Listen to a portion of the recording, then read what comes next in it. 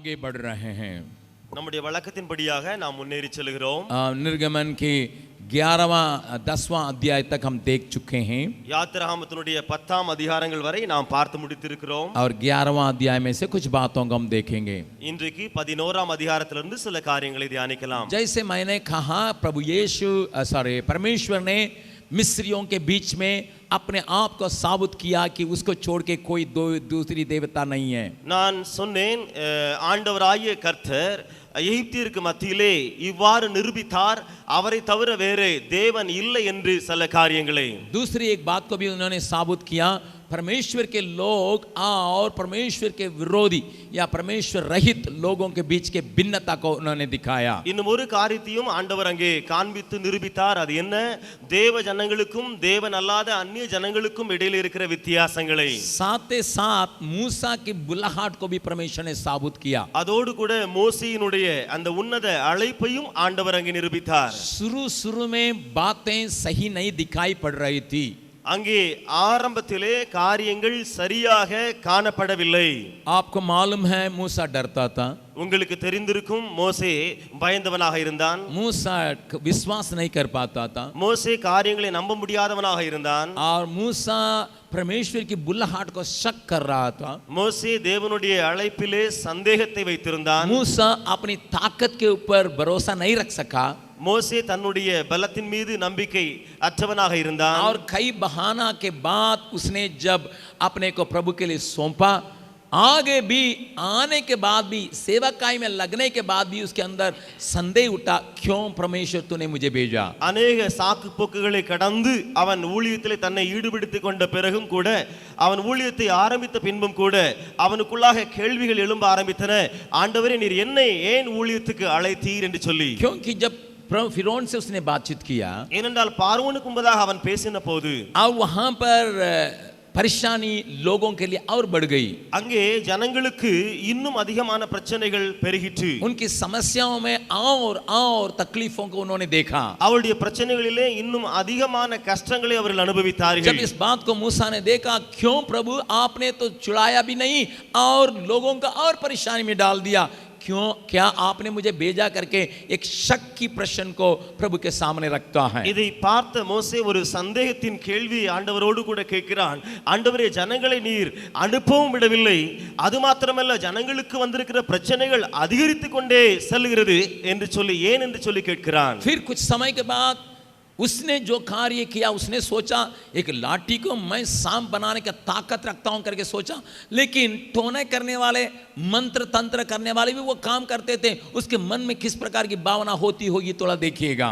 ஆனால் அதற்கு பின்பு அவன் தன்னுடைய பலத்தினாலே ஒரு காரியத்தை செய்திருக்கிறேன் என்று சொல்லி நினைத்தான். அது என்ன? ஒரு கோலை பாம்பாக மாற்றிவிட்டான். ஆனால் மந்திரவாதிகளும் அப்படிப்பட்ட கோலை பாம்பாக மாற்றினதினாலே அவனுக்குள்ளே ஒரு திகைப்பு உண்டாயிற்று. क्या मेरे पास जो सामर्थ है वो उसी सामर्थ के बराबर भी है? எனக்குள்ளே இருக்கிற வல்லமை இருக்கிறதே, இந்த வல்லமைக்கு ஒப்பான வல்லமை அவர்களுக்குள்ளேயும் இருக்கிறதோ? क्या मैंने सोचा कि मुझे परमेश्वर की ताकत मिली है, इनके साथ भी ऐसी ताकत है, मेरे पास दिया हुआ ताकत परमेश्वर की तरफ से है या और कुछ आत्मा की तरफ से है? எனக்குள்ளே ஒரு வல்லமை இருக்கிறது, அவர்களுக்குள்ளேயும் அந்த வல்லமை கிரியை செய்கிறது. இப்பொழுது அவனுக்குள்ளே சந்தேகம், எனக்குள்ளே இருக்கிற வல்லமை தேவனால் கொடுத்த வல்லமைதானா அல்லது மற்ற சக்திகளின் மூலமாக கிடைத்த வல்லமைகளா?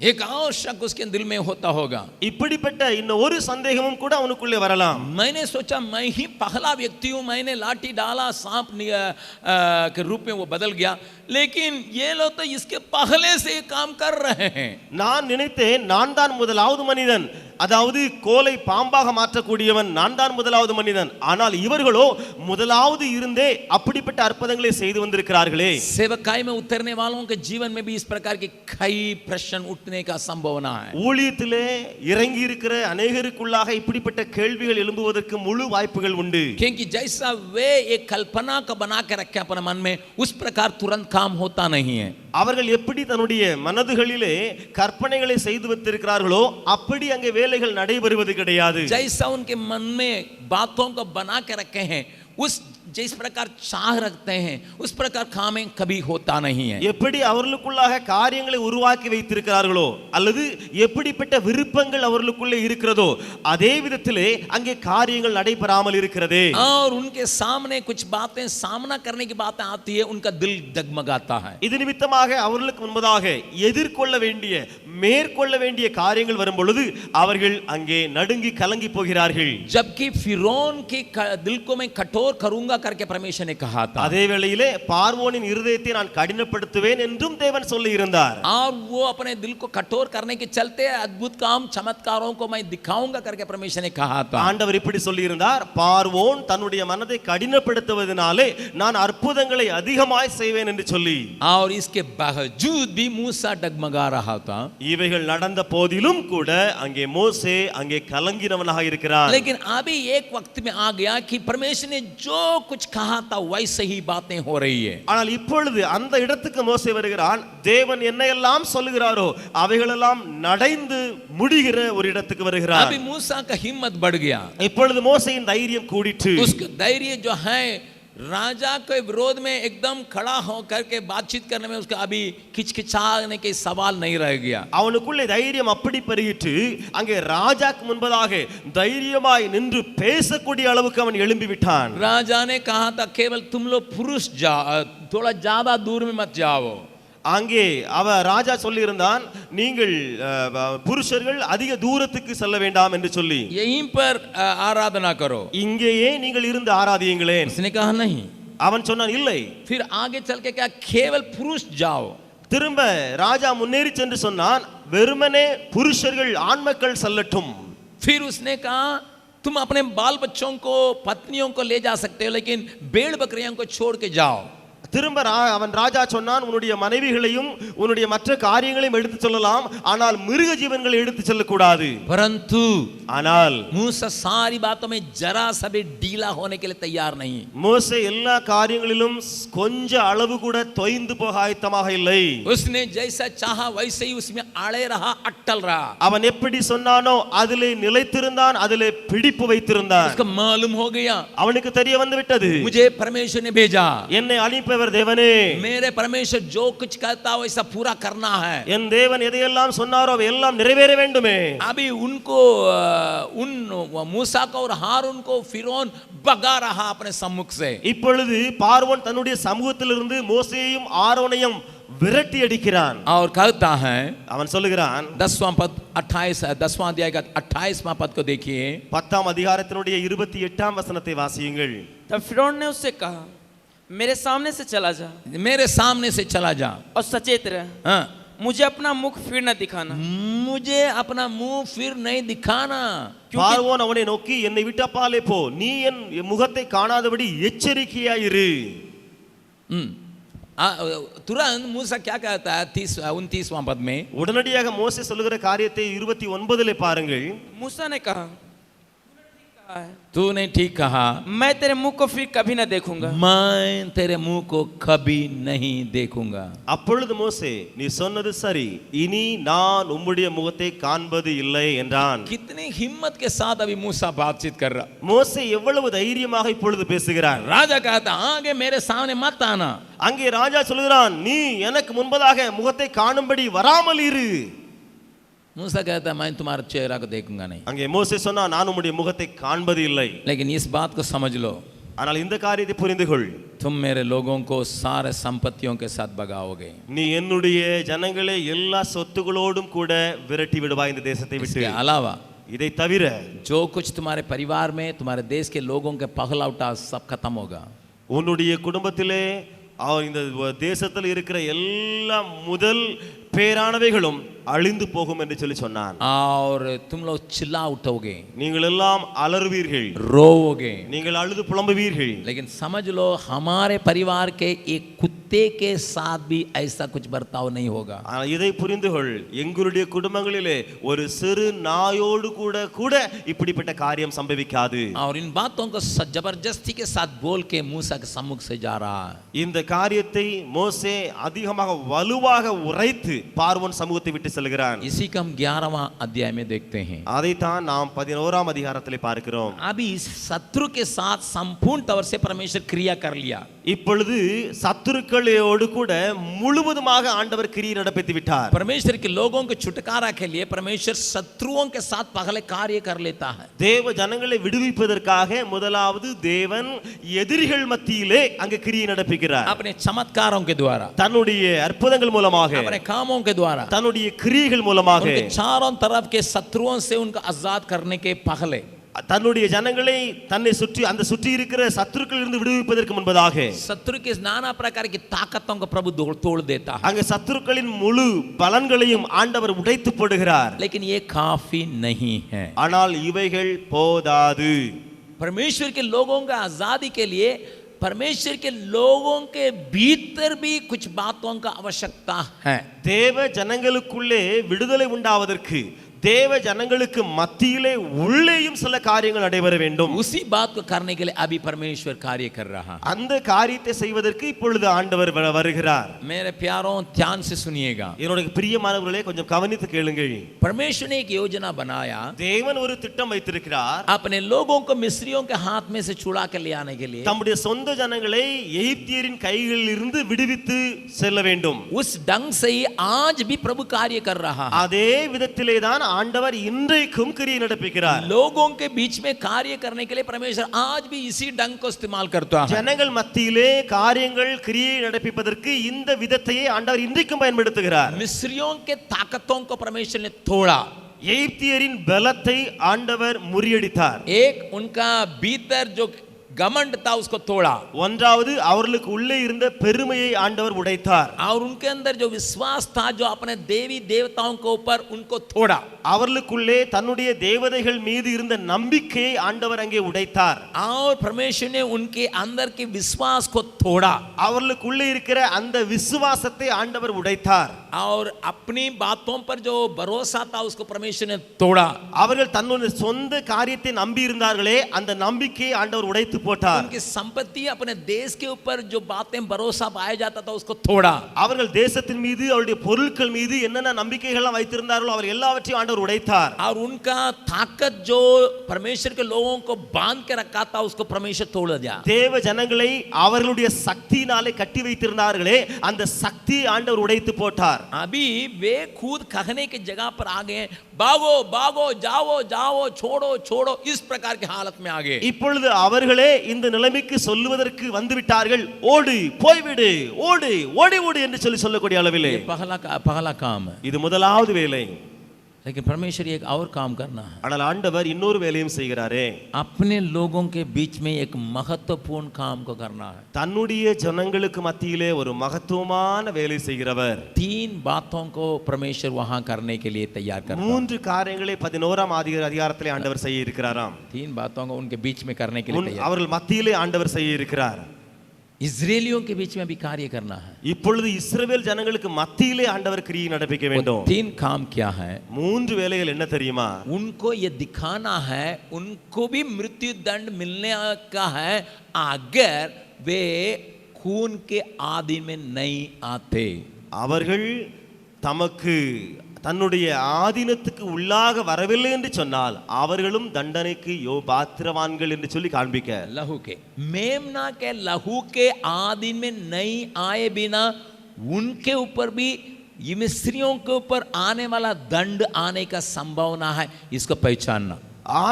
அங்கே ஆட்டுக்குட்டியின் ரத்தத்துக்கு உடன்படிக்கைக்குள்ளாக இவர்களும் வரவில்லை என்று சொன்னால் எகிப்தியருக்கு சொல்ல இருக்கிற தண்டனை இவர்கள் மேலும் வரக்கூடும் என்று சொல்லி ஆண்டவர் சொல்கிறார். उनके बदले में एक मेमना बलिदान किया जा रहा है. इसके ऊपर उनको भरोसा रखे उसके खून के आदिन में ही इनको छुटकारा है. इसको दिखाना. இவர்களுக்கு பதிலாக ஒரு அங்கே ஆட்டுக்குட்டி அங்கே பலியிடப்படுகிறது. அந்த ஆட்டுக்குட்டியின் ரத்தத்துக்குள்ளே தான் இவர்கள் வர வேண்டும். அவர்கள் மூலமாகவே விடுதலை என்று சொல்லி ஆண்டவர் காண்பிக்க விரும்புகிறார். 12 अध्याय का 12-13 पद को पढ़िएगा. 12ஆம் அதிகாரத்தினுடைய 12-13 வசனங்களை வாசியுங்கள். 12 अध्याय का 12 और 13 पद. 12ஆம் அதிகாரத்தினுடைய 12-13 வசனங்கள். क्योंकि उस रात को मैं मिस्र देश के बीच से होकर जाऊंगा. मैं मिस्र देश के बीच में होके जाऊंगा.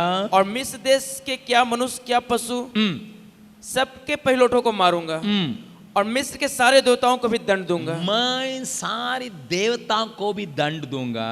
मैं यहोवा हूँ। मैं यहोवा हूँ। और जिन घरों में तुम रहोगे, जिन घरों में तुम रहोगे, उन पर वह लहू तुम्हारे लिए चिन्ह ठहरेगा। उस लहू तुम्हारे लिए चिन्ह ठहरेगा। अर्थात मैं उस लहू को देखकर, उस लहू को देख करके तुमको छोड़ जाऊंगा, तुमको छोड़ दूंगा। और जब मैं मिस्र देश के लोगों को मारूंगा, तब वह विपत्ति तुम पर न पड़ेगी। वो विपत्ति तुम्हारे ऊपर नहीं पड़ेगी, क्योंकि खून के आधीन में तुम आ गए हो। அந்த ராத்திரியிலே நான் எகிப்து தேசம் எங்கும் கடந்து போய் எகிப்து தேசத்தில் உள்ள மனிதர் முதல் மிருக ஜீவன்கள் மற்றும் முதற் பேராயிருக்கிறவைகள் எல்லாம் அதம் பண்ணி எகிப்து தேவர்களின் மேல் நீதியை செலுத்துவேன். நானே கர்த்தர். நீங்கள் இருக்கும் வீடுகளில் அந்த இரத்தம் உங்களுக்கு அடையாளமாய் இருக்கும். அந்த இரத்தத்தை நான் கண்டு உங்களை கடந்து போவேன். நான் எகிப்து தேசத்தை அழிக்கும் போது அழிக்கும் வாதை உங்களுக்குள்ளே வராது இருக்கும்.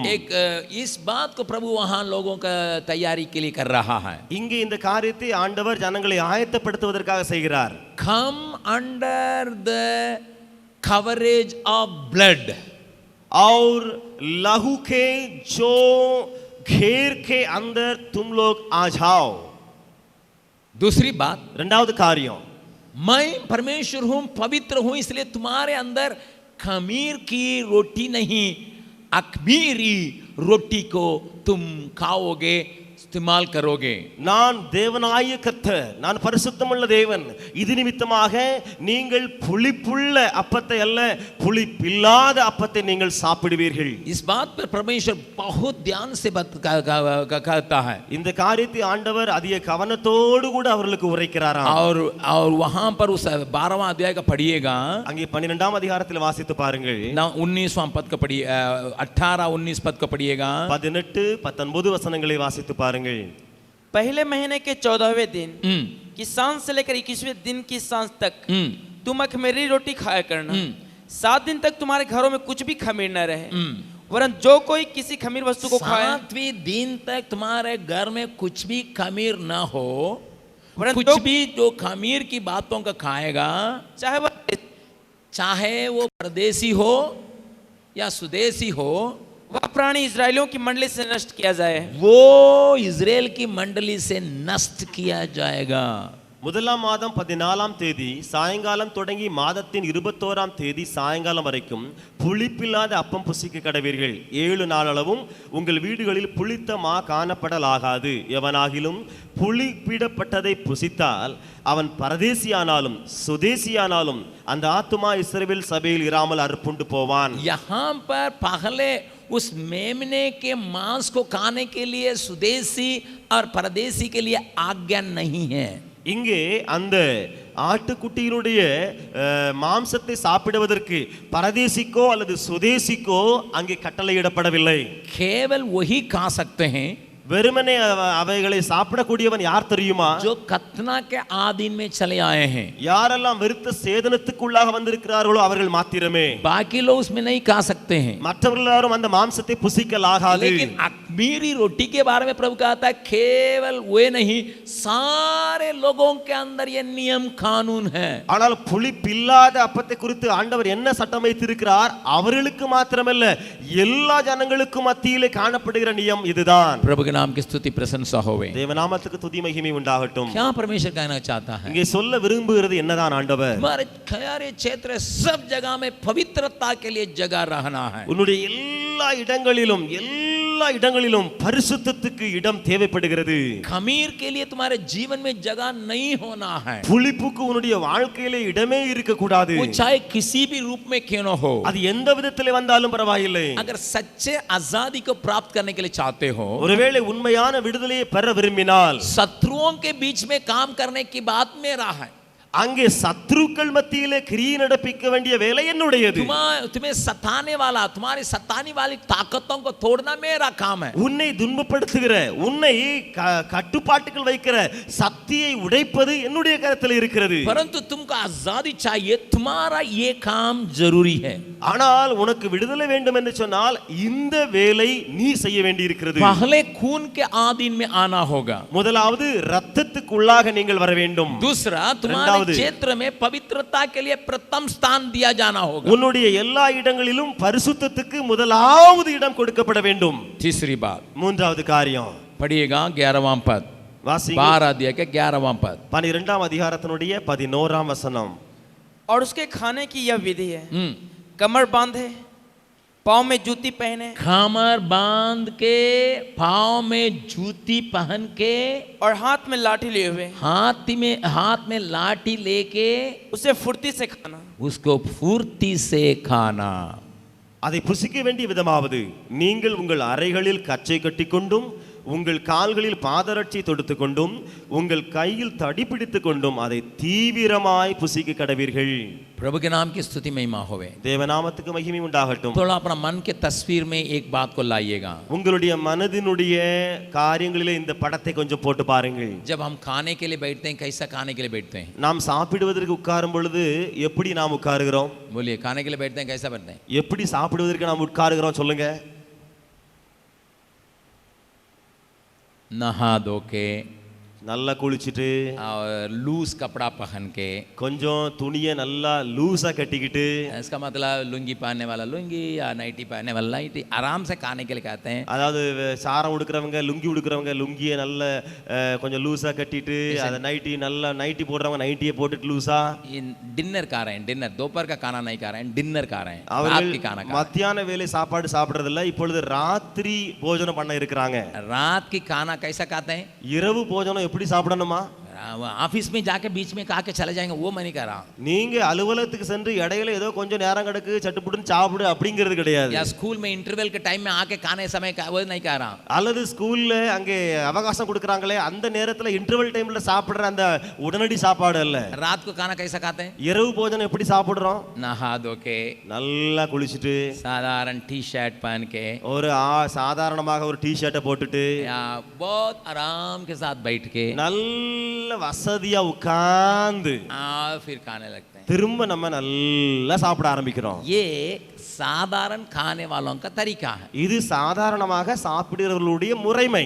किसी भी देश में जाइएगा, डिनर खाने के समय बहुत आराम के साथ खाते हैं। எந்த தேசத்துக்கும் போய் பாருங்க, இரவு போஜனம் பண்ணும் பொழுது ஜனங்கள் எல்லாம் நல்ல வசதியா உட்கார்ந்து சாப்பிடுறாங்க.